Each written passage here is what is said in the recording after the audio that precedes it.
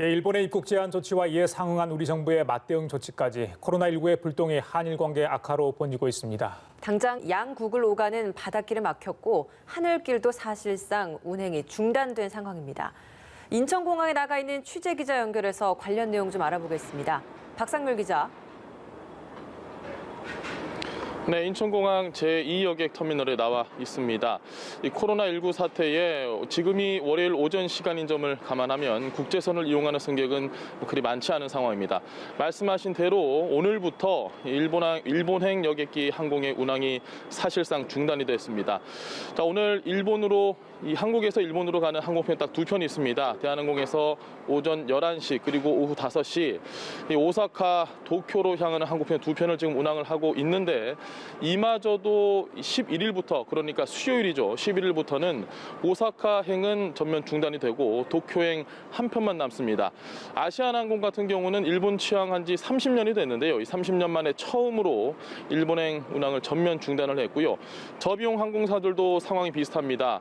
TA항공이나 에어부산, 진에어 같은 저비용 항공사들 역시 일본으로 향하는 운항편을 전면 중단을 한 상황입니다. 항공업계에서는 지금 코로나19 사태로 수조 원의 피해를 입을 수 있다 이런 전망이 나오기도 하는데 우리 정부의 고민이 갈수록 깊어질 수밖에 없는 상황입니다. 네, 박 기자, 우리 국민은 일본을 방문할 방법이 없는 건지 우리나라를 찾는 일본인에 대한 조치는 어떻게 되는 건지 다시 한번 정리해 주시죠. 네, 간략하게 정리를 해드리겠습니다. 일단 일본 정부의 일방적인 입국 제한 조치, 이게 모든 문제의 시작이었습니다. 일본 정부는 이 비자가 없는 한국인은 일본에 들어올 수 없게 했고, 그리고 한국에서 들어오는 승객에 대해서는 14일간 일본 정부가 지정해주는 곳에 격리되도록 했습니다. 사실상 강제 격리 조치입니다. 이 같은 조치를 시행을 할 때 우리 정부와 사전에 조율이 있었거나 협의가 있었던 게 아닌 그야말로 일방적인 통보인 셈입니다.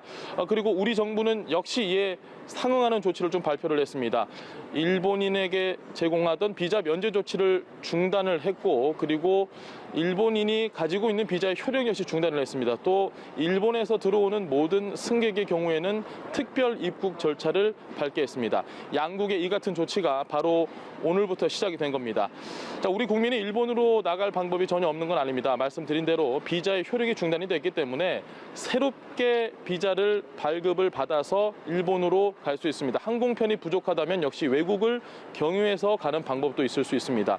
하지만 일본 정부가 과연 이 비자 발급을 새로 내줄 것이냐, 이에 대해서는 회의적인 시각이 많고 그렇지 않을 것이다 이런 보도들도 이미 충분히 나오고 있습니다.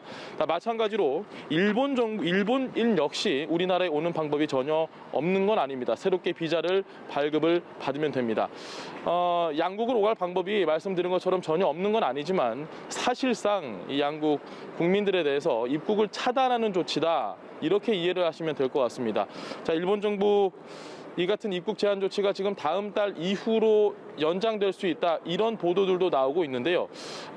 향후 양국의 관계 앞으로 더욱더 얼어붙을 것으로 보입니다. 지금까지 인천국제공항에서 연합뉴스TV 박상률입니다.